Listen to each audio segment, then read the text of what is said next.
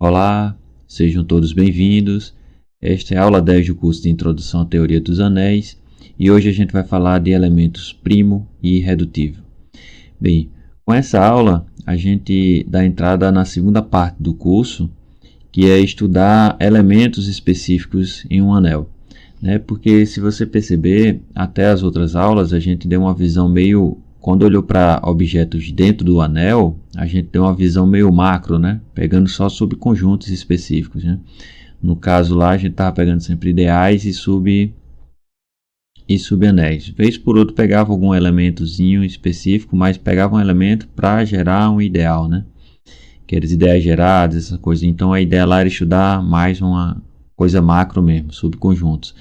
A partir desse momento, a gente vai começar a estudar elementos, Vai agora olhar micro, Vai dar uma olhada micro.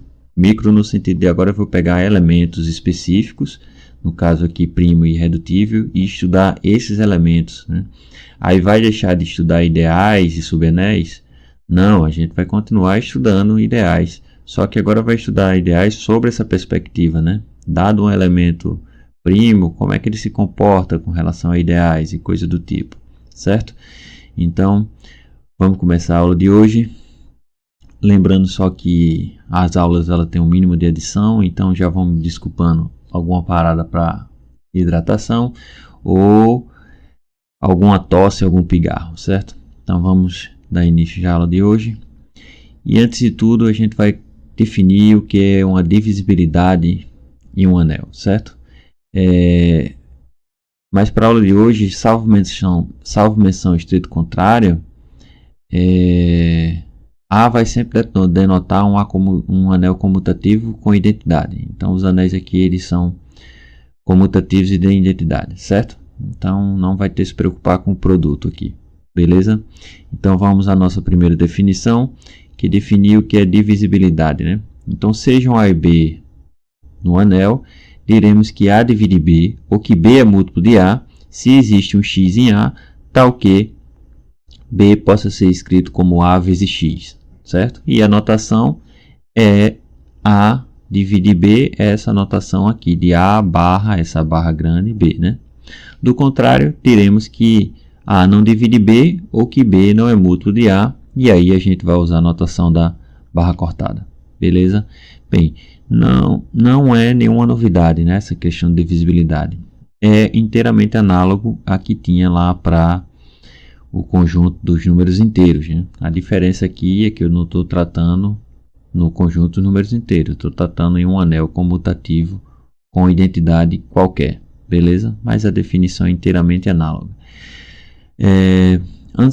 Vamos ver algumas observações aqui sobre divisibilidade. Definição tranquilinha, vamos ver algumas observações. Qual é a observação? Bem, que se eu tiver na presença de um domínio, ou seja, se esse anel comutativo com identidade for um domínio e A for um elemento não nulo, então essa divisibilidade aqui, ela está bem garantida, Ela está bem garantida, não, bem definida, Bem definida no sentido que esse xzinho aqui que aparece da definição de divisibilidade, ele se torna único, se eu estou num domínio. E de fato, por que ele se torna único? Bem, se tiver um outro y que satisfaça a mesma coisa, ou seja, se tiver um outro y que satisfaça b igual a a vezes esse y, então isso implica que esse b que já era x também é igual a y, certo?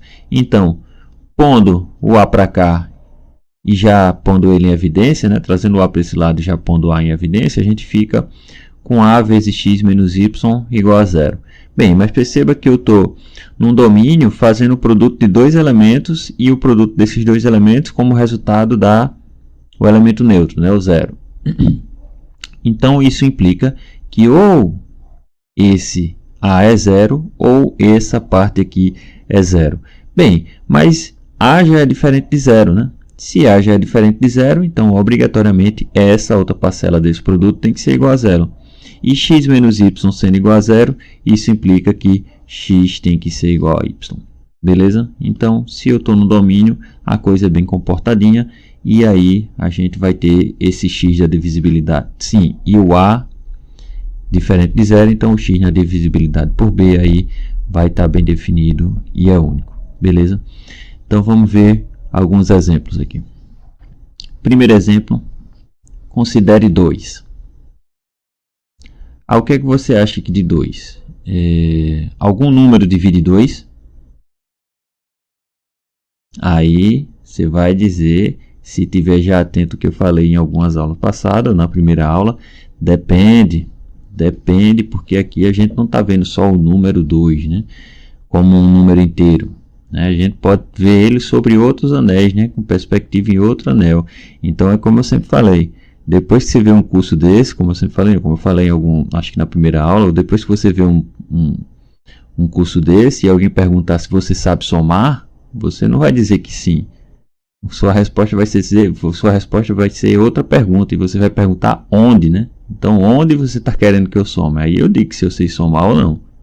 Porque aqui a gente já viu soma das mais variadas, com as mais variadas estruturas, né? Somando função, somando números, somando matrizes e assim por diante, somando produto cartesiano. Então, vai depender de onde está esse 2, certo? Então, vamos ver. Olha 2 agora nesse anel, no z raiz de 2. E quem é z raiz de 2? São os elementos da forma a mais b raiz de 2, onde a e b são inteiros.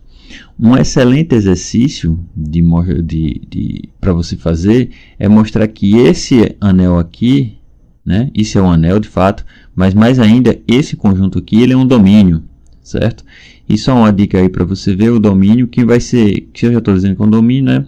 Ele é um anel. Então, quem é o elemento neutro aqui? O elemento neutro não é o zero, simplesmente aqui. O elemento neutro aqui vai ser o 0 mais 0 raiz de 2. Quem é a identidade aqui, né? Quem seria o elemento de identidade aqui? O elemento de identidade vai ser o 1 mais 0 raiz de 2, certo? E aí você vai mostrar uma soma, que a soma... Aí tá, o produto aqui tem uma diferençazinha, mas aí nos comentários eu boto como é que se comporta o produto aqui. Ou nos comentários não, desculpa, na descrição eu boto como é que se dá o produto aqui. Bem, mas o fato é que isso aqui é um domínio, beleza? E 2 é um elemento desse domínio, claro, porque 2 eu posso escrever 2 como 0 raiz de 2, então é um elemento desse domínio. Mas perceba que o 2 menos raiz de 2, ele divide o 2, não é? E divide, né? Por que o 2 menos raiz de 2 divide o 2? Porque eu posso escrever 2 como sendo 2 menos raiz de 2 vezes 2 mais raiz de 2, né? E se você fizer essa conta aqui, é quadrado do primeiro menos quadrado do segundo. Então, vai ficar 4 menos 2, que é 2. Então, perceba bem, 2, se eu estivesse olhando só ele como um número inteiro, né? Como um elemento do anel dos inteiros, ele não teria... ele não dividiria ninguém a não ser ele mesmo, né? Mas aqui sobre esse outro anel, né, sobre esse outro anel aqui, que é o 2 raiz de 2, a mais b raiz, o z raiz de 2, né? Deu uma outra reestruturada aqui no anel, ele passa a ter divisores, ó. Em particular, o 2 menos raiz de 2 é um divisor desse cara. Então perceba que aqui você tem que ter total referência de onde esses elementos estão, né? Isso já é um exemplo que você tem que ver onde esses elementos estão. Então aqui não é mais natural, a partir desse curso daqui para frente, né? Você não é mais natural somar, né? Então não é mais natural fazer produto, né? Então você sempre tem que dizer uma pergunta bem elaborada sobre soma. Você tem agora que dizer quem é o conjunto e como é que está definida a soma, né? Senão de repente você não pode nem saber somar nesse conjunto. Beleza? Então, vamos lá a algumas propriedades básicas dessa divisibilidade, certo? Então, vamos ver algumas propriedades básicas da divisibilidade.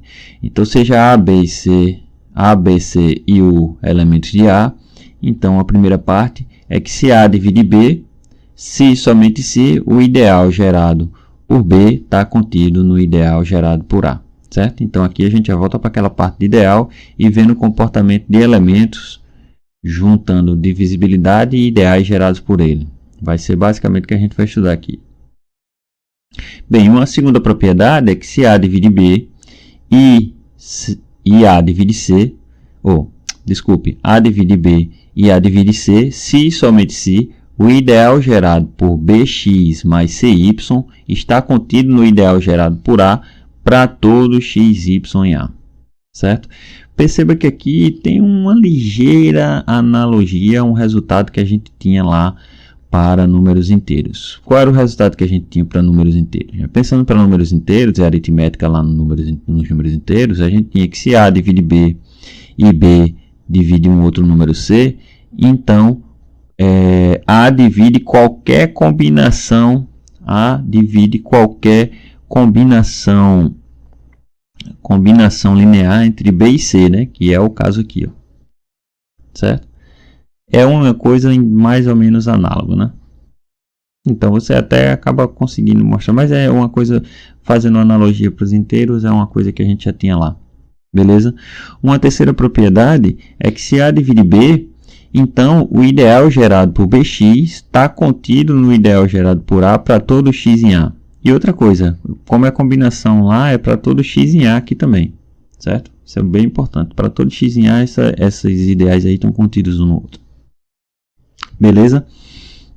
E uma quarta, e o que a gente vai usar mais aqui, na verdade, para essa aula de hoje, é que se U é uma unidade, ou seja, se U é um número invertível, né? Se U é um elemento invertível, U é um elemento invertível, se somente se o ideal gerado por ele dá o anel todo. Então, vê uma coisa aqui que já começa a ser interessante, isso aqui a gente vai usar demais. Se você estiver tomando nota, tome nota disso aqui que a gente vai usar bastante. E se você não estiver tomando nota e não está a fim de dar pausa e ficar voltando para entender, tome nota também. Dá uma pausa no vídeo, corre, pega uma caneta e anota essa proposição aqui, porque a gente vai usar tudo dela, em especial esse item 4 aqui. Beleza? Então, é uma proposição com 4 itens, então a gente vai demonstrar ela por partes, né? Então, vamos lá. Igual a Jack Estripador vai matar ela por partes. Matar e esquartejar, matar e tirar por partes, beleza? Então, vamos para essa primeira parte, né? Essa primeira parte a gente quer mostrar que se A divide B, se somente se o ideal gerado por A está contido no ideal gerado por B. Então, vamos lá. Suponha que A divide B. Bem, e se A divide B, então B pode ser escrito como A vezes X para algum X em A. Beleza? E aí a gente quer mostrar que o ideal gerado por B está contido no ideal gerado por A. Como é que a gente mostra que um conjunto está contido no outro? Bem, é só pegar um elemento nesse conjunto e se virar para mostrar que ele está no outro. Então, ou seja, vou pegar um elemento no ideal gerado por B e mostrar que esse elemento também está no ideal gerado por A. Ou seja, eu vou mostrar também que esse elemento é A vezes alguém. Beleza? Então, vamos lá. Se y está no ideal gerado por B, significa que esse y é um zzinho vezes B para algum z em A. Certo? Se ele está no ideal gerado, então ele é múltiplo desse B. Beleza? Então, não se esqueça que o B ele é A vezes X. Então, já substituindo aqui, eu tenho que y é igual a Z a X. Beleza? Eu não quero mostrar que esse y é um múltiplo de A, então, caixão e vela preta aqui, né? Por quê? Porque o anel é comutativo, né? Desde o início da aula a gente pegando anéis comutativos. Então, posso comutar esse produto e reassociar do jeito que eu quero. E o jeito que eu quero é que ele fique sendo múltiplo de A. Então, eu reassocio esse produto desse jeito e acabo de mostrar que se A divide B, e se você pegar um yzinho no ideal gerado por B, esse yzinho fica sendo um múltiplo de A.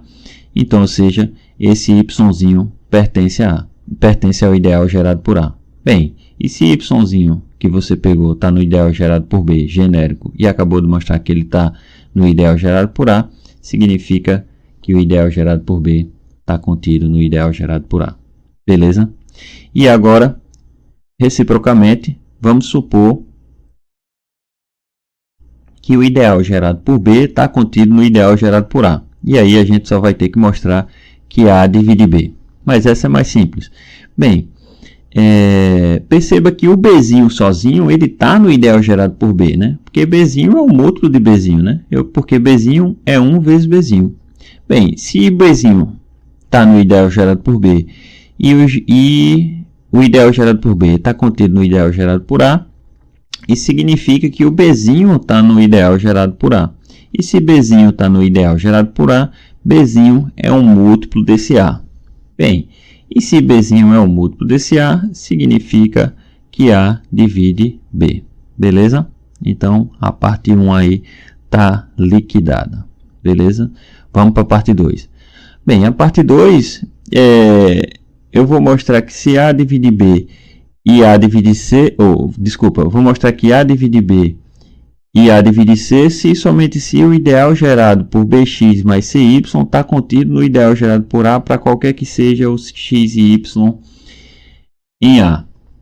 Certo? Então vamos para a primeira parte. Qual é a primeira parte? É supor que A divide B e A divide C e mostrar que o ideal gerado por Bx mais Cy está contido no ideal gerado por A. Então vamos lá.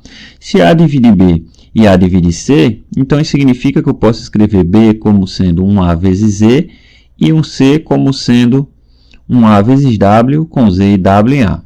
Certo?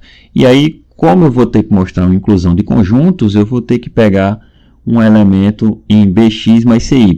Bem, então, como a referência lá do item 2 diz que é para todo xy, então pegue xy quaisquer e um elementozinho D no ideal gerado por Bx mais Cy.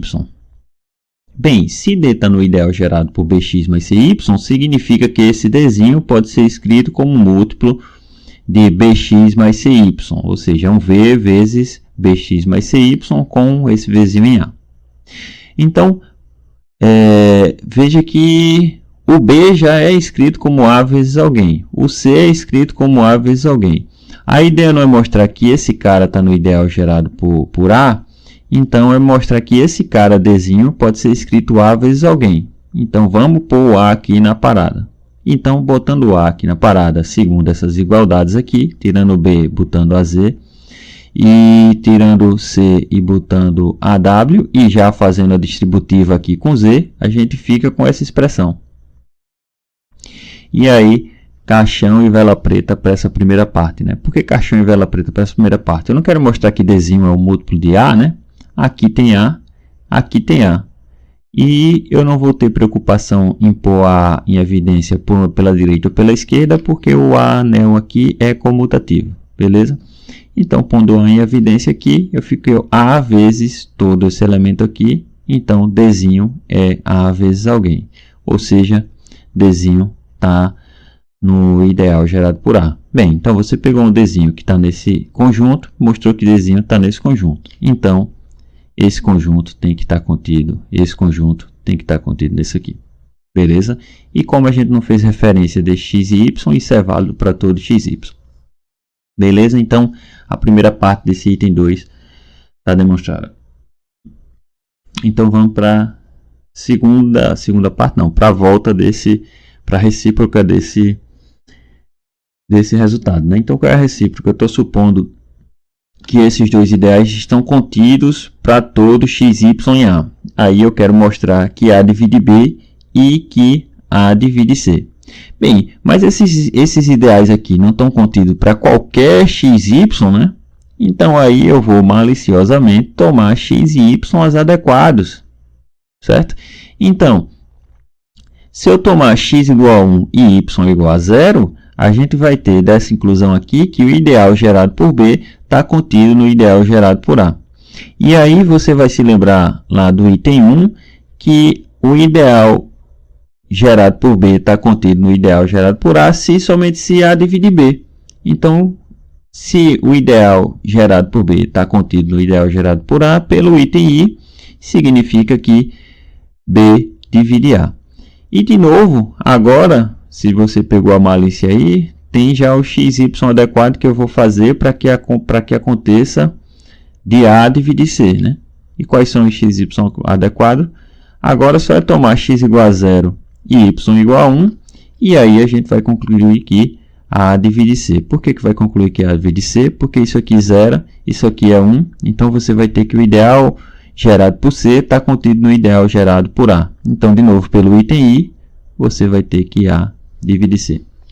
Beleza? Segunda parte, então, liquidada.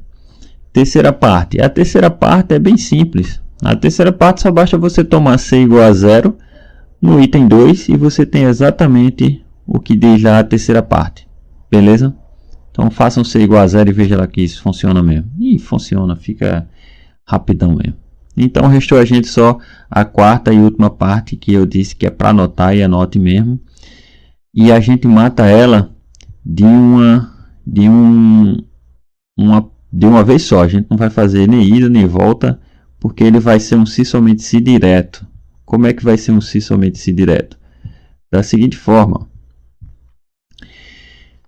seja uma unidade, né? Um elemento invertível. Bem, um elemento é invertível se somente se existe um y lá não nulo, tal que esse u vezes esse y dá 1, né? Ou seja, esse u tem um inverso multiplicativo, que é esse y. Beleza? Mas olha só como é que você escreveu o 1. O 1 você escreveu como sendo u vezes alguém. E se o 1 está escrito como u vezes alguém, se isso só acontece se somente se o 1 está no ideal gerado por u, né? Porque o 1 é múltiplo de u. Bem, aí você vai se lembrar que um ideal tem 1 se somente se esse ideal é o anel todo. E aí, caixão e vela preta. Se esse cara tem 1, isso se somente se esse ideal gerado por U dá o anel todo. Beleza?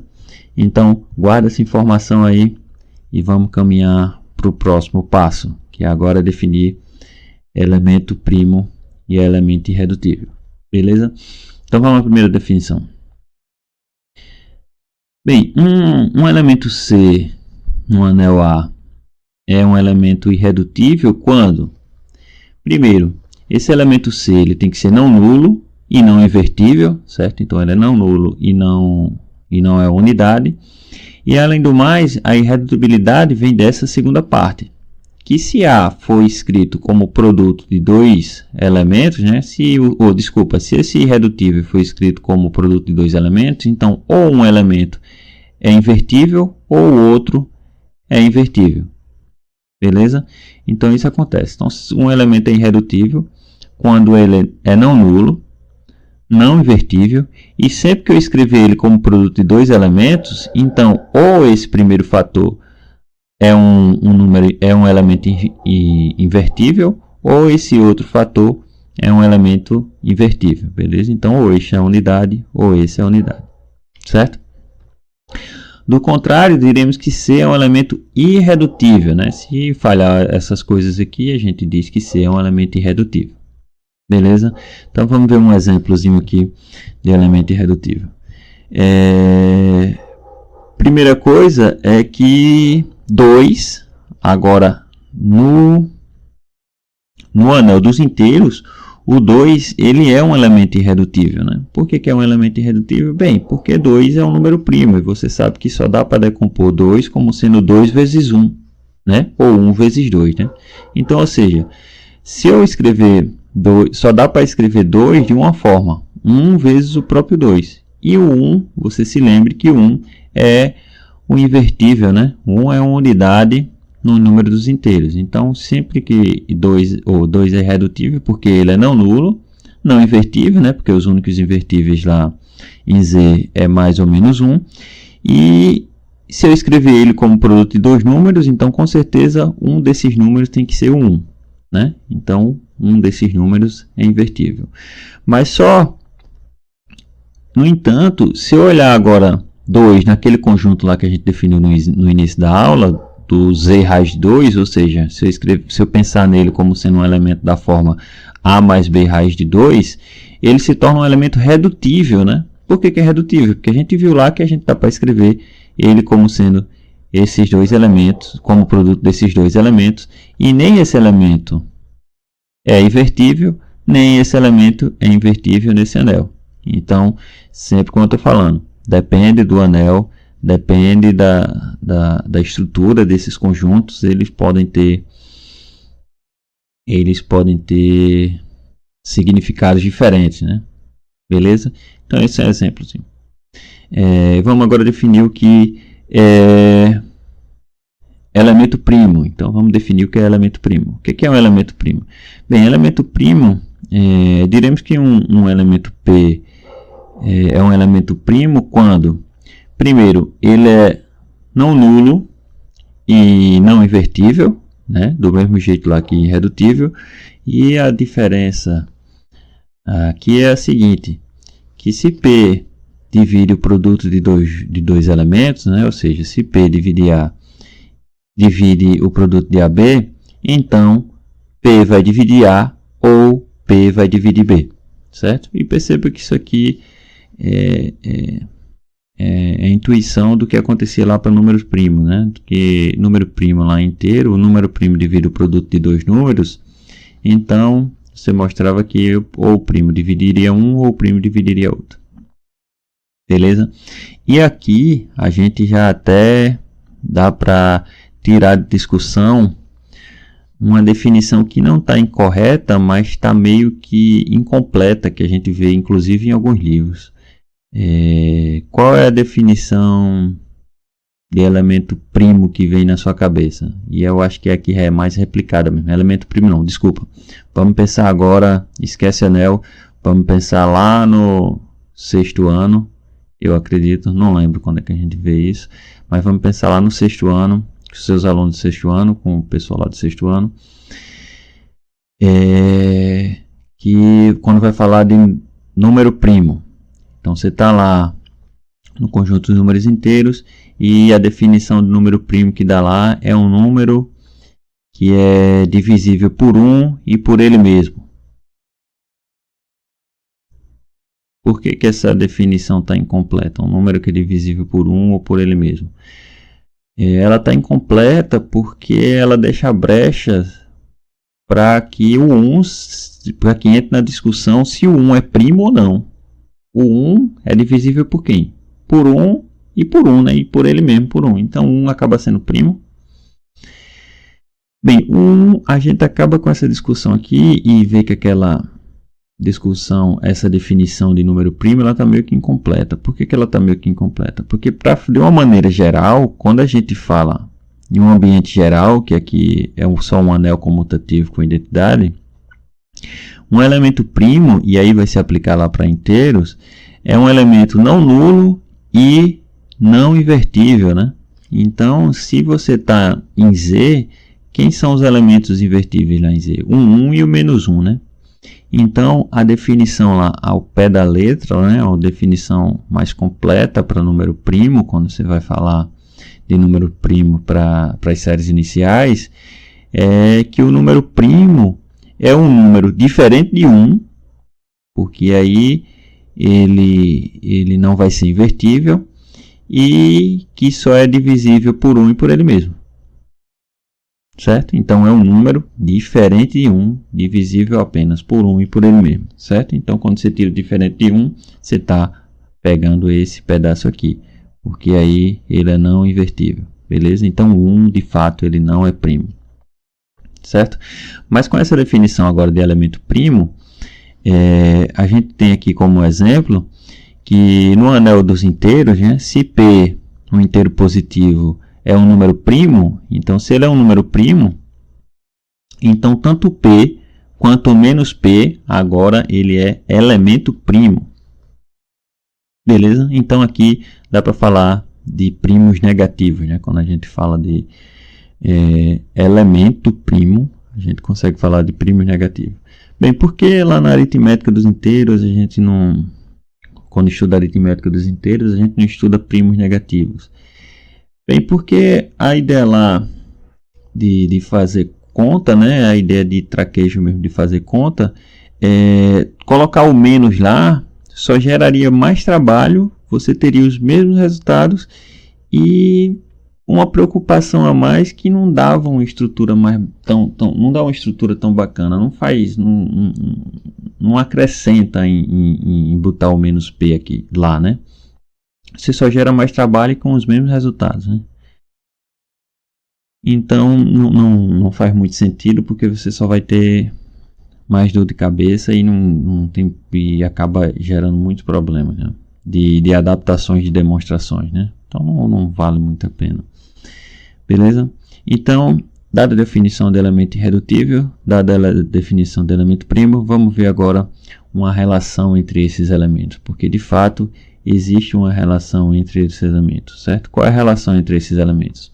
Que se A é um domínio, agora eu preciso que A seja um domínio.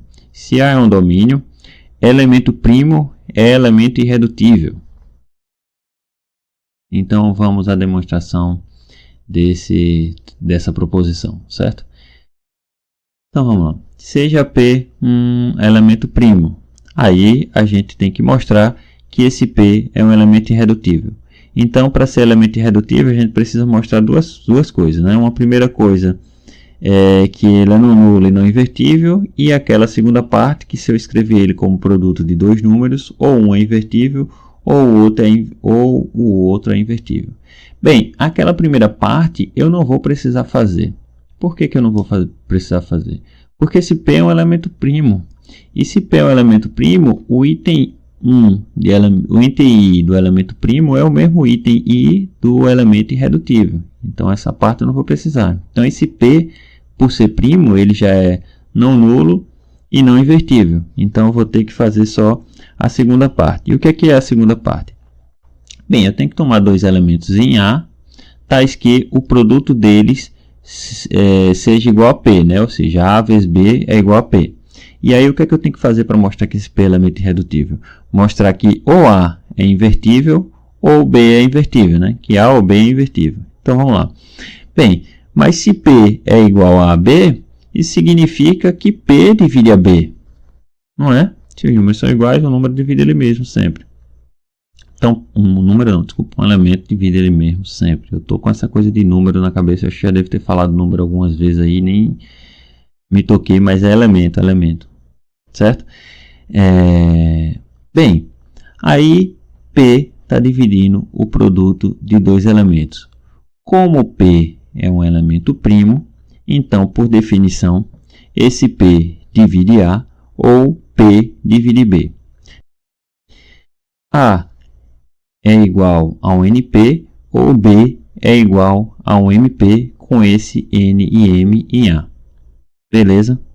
Então a gente tem duas possibilidades. Ou esse A é NP ou esse B é um MP. Vamos investigar uma e a outra vai seguir inteiramente análogo, certo? Bem, note que se A é igual a NP, como P aqui em cima já é A vezes B, então eu posso substituir A aqui, beleza? Então, P é igual a NPB, beleza? E se P é igual a NPB, eu trago o P para esse lado de cá e já ponho o P em evidência, né? Porque vai se repetir P e P aqui. Então, vai ficar P vezes 1 NB é igual a 0. Bem, não esqueça que você está no domínio, né? Então, você está num domínio e o produto de dois elementos dando 0. Então, ou esse elemento é 0, ou esse elemento aqui é 0, certo? Mas bem, P é um número, de novo. P é um elemento primo. Se P é um elemento primo, ele é não nulo. Se ele é não nulo, obriga a esse daqui ser o elemento nulo. E se ele é um elemento nulo, isso significa que N vezes B é igual a 1.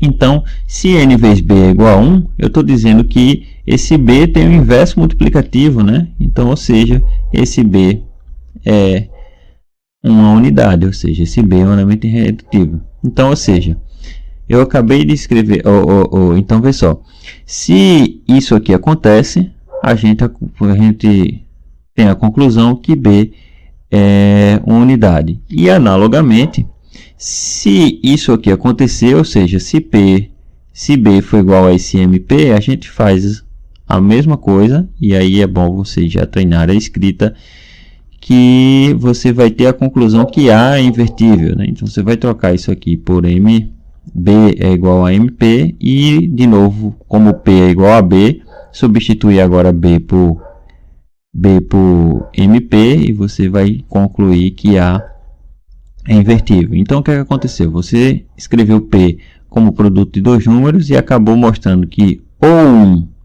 é invertível ou o outro é invertível. Então, esse elemento é um elemento irredutível. Beleza? Então, vamos agora ver como é que se comporta os ideais gerados por elementos primos. Certo? Como é que tu tem um elemento primo, o ideal gerado por ele, o que é que acontece?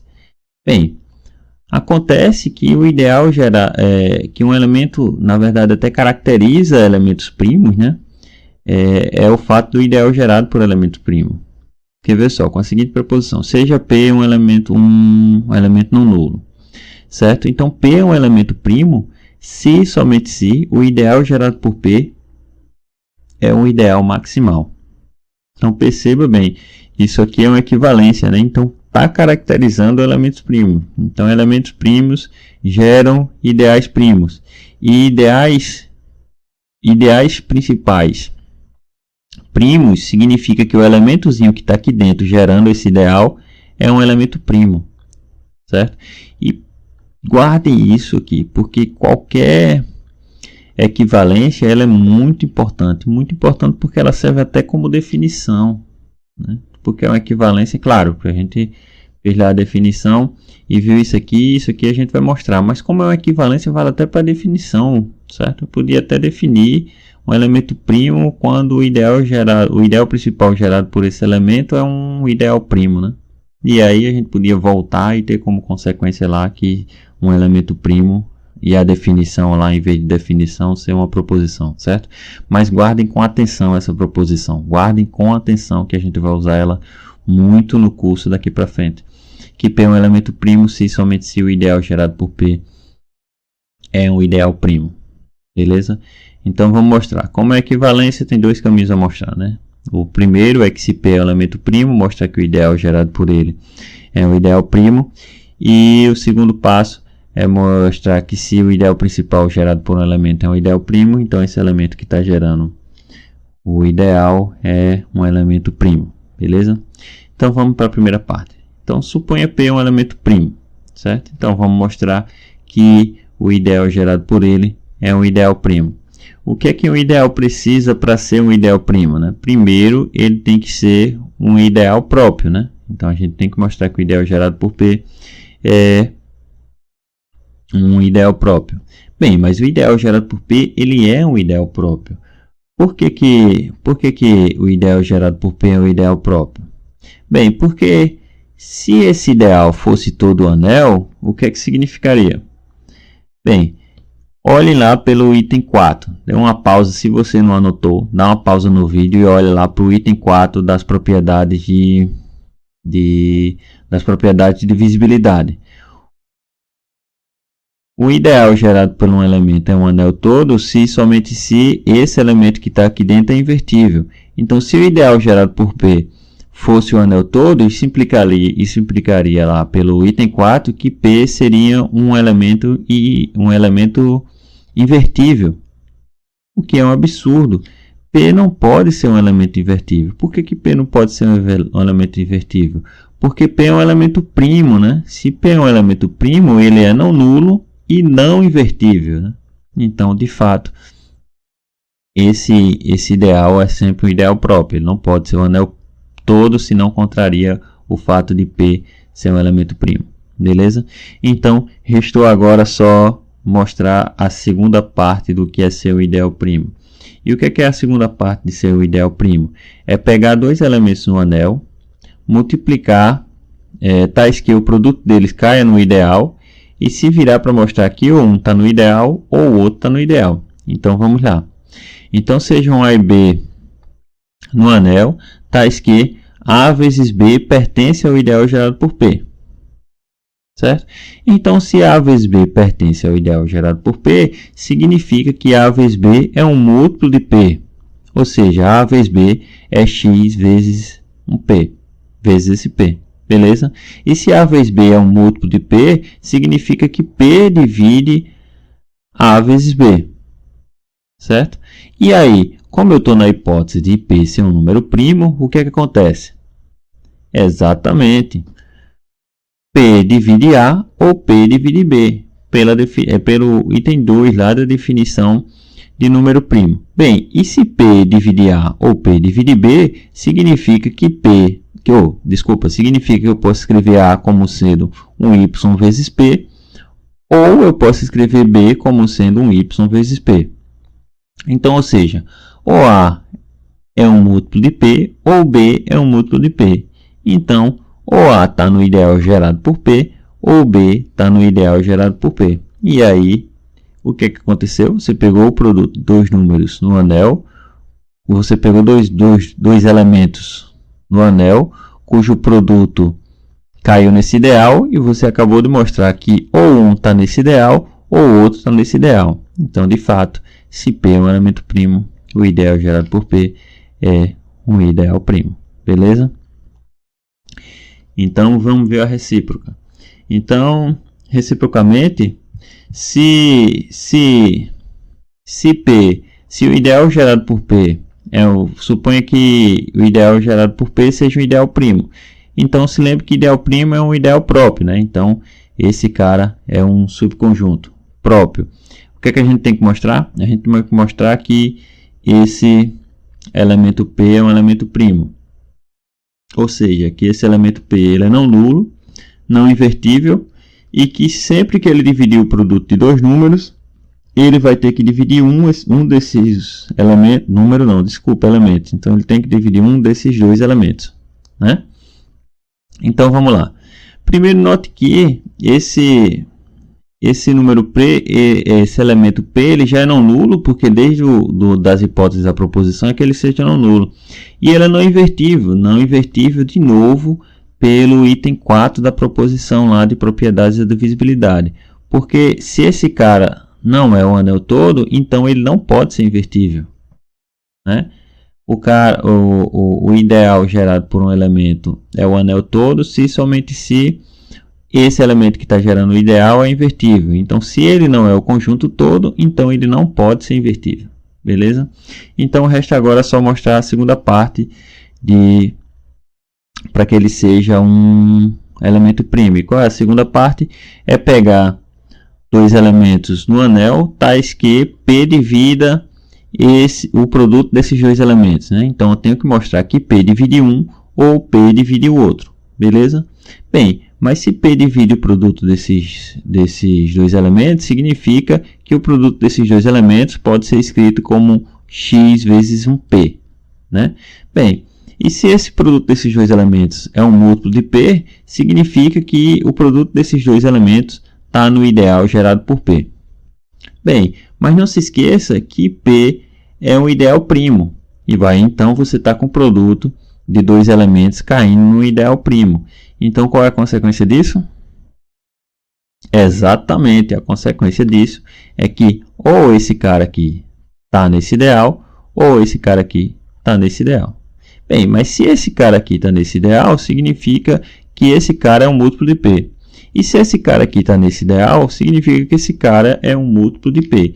Então, se A está no ideal gerado por B, ou está no ideal gerado por P, ou B está no ideal gerado por P, significa que A é escrito como um Y vezes P, ou B é escrito como um Z vezes P. Então, caixão e vela preta. Por que caixão e vela preta? Porque isso aqui implica que A divide B, significa que P divide A, ou P divide B. Ou seja, portanto, esse P é um elemento primo. Beleza? Então, elemento primo geram ideais principais primos. E se um ideal principal é primo, então significa que o gerador desse ideal é um elemento primo. Beleza? E o que acontece agora, pergunta natural, né? O que acontece agora com ideais gerados por elementos irredutíveis? Então, o próximo tópico aqui é estudar ideais gerados por elementos irredutíveis. Bem, ideais gerados por elementos irredutíveis não tem uma estrutura tão bacana quanto o ideal gerado por elementos primos, né? Gerado por elementos primos lá, a gente viu bem simplesinho, né? Se é primo, o ideal principal gerado por ele, na verdade, é primo, se somente se o ideal gerado por ele é um ideal primo. Com relação a elementos irredutíveis, a gente tem um resultado aqui um pouco mais... A gente tem resultado, né? Mas só que tem que exigir um pouco mais para poder conseguir alguns resultados. O que é o resultado que a gente tem que exigir? Primeiro lá, veja que para elementos primos a gente só precisava de um anel comutativo com identidade. A gente não fez diferença desse anel ser domínio ou não. Para elementos irredutíveis a gente já precisa que A seja um domínio. Então já botou uma hipótese a mais ali. Então a caracterização de elementos irredutíveis é que C é um elemento irredutível se e somente se o ideal gerado por esse Czinho é um elemento maximal na família de todos os ideais principais próprios em A, né? Então ele é um elemento maximal aqui com relação à inclusão, certo? Um elemento máximo aqui com relação à inclusão, certo? Então ele tenta ser um ideal maximal. Agora, por que ele não é um ideal maximal? Ele é máximo com a inclusão, mas não é sobre todos os ideais, né? Ele é máximo com a inclusão só nos ideais principais próprios, né? Então não é todo ideal, é só os ideais principais. E pode ter ideais lá que nem são principais pode ter ideais que nem são gerados por alguns elementos, né? Pode ter ideais dos mais variados possíveis, né? Então esse resultado é mais uma curiosidade, né? Porque a gente tem uma resposta lá para elementos primos, né? Porque é primo se somente se o ideal gerado é o ideal principal gerado por esse elemento é o ideal primo. Bem, para elementos irredutíveis, por enquanto não. Mas a gente vai ter, dando spoiler já, a gente vai ter como caracterizar esses elementos irredutíveis se eu tiver num domínio de ideais principais, né, que vai ser o assunto da próxima aula. Então, no domínio de ideais principais, a gente tem uma caracterização lá para elementos irredutíveis com relação ao ideal gerado por ele, certo? Mas a princípio isso é só um tipo de curiosidade, que a gente tem sim resultado, mas não é um resultado tão bacana, não é um resultado tão simples, né, como foi o outro. Então a gente não vai demonstrar esse resultado. Como é título de curiosidade, eu vou deixar na descrição aí um link para um material que faz essa demonstração aí, certo? Porque já envolve uma família de elementos, né? Então você vai ter que pôr uma ordem nessa família. A ordem aqui é a inclusão, certo? Então ele é um elemento máximo com relação à inclusão no conjunto de todos os ideais principais próprios de A. Beleza, pessoal?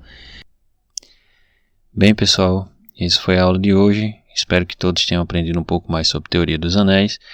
E se você aprendeu um pouco mais e gostou do vídeo, então não precisa dar like, não precisa compartilhar esse vídeo, nem tampouco me seguir em rede social nenhuma. Até porque eu não tenho rede social nenhuma além do YouTube e o WhatsApp. Bem, mas se você sente uma necessidade incontrolável, quase que incontrolável, de seguir alguém ou alguma coisa, siga o canal do Departamento de Matemática da UFRPE, certo? O canal é DM UFRPE e está na descrição do vídeo aí mais embaixo. Sigam lá é muito mais interessante do que seguir meu canal, porque essa aula estou fazendo agora durante esse período remoto, disponibilizando aqui, mas eu acho que provavelmente não vou fazer mais nada para esse canal além dessas aulas. Tá ok? Mas aí seguindo o canal do Departamento de Matemática é muito melhor, porque lá tem palestras, tem mini cursos, tudo que já foi ofertado e o que será ainda ofertado online, que vale muito a pena ver. Palestras interessantíssimas, encontros e congressos inteiros feitos de forma online, de forma remota, e material muito vasto e que sempre está sendo atualizado. Então se quiser seguir alguma coisa, segue lá o DM UFRPE. Bem, no mais, deixo agora com vocês as referências que eu uso para fazer essas aulas. Até a próxima. trocadinho do que Lúcia usa. Por algumas noites eu vou acalmar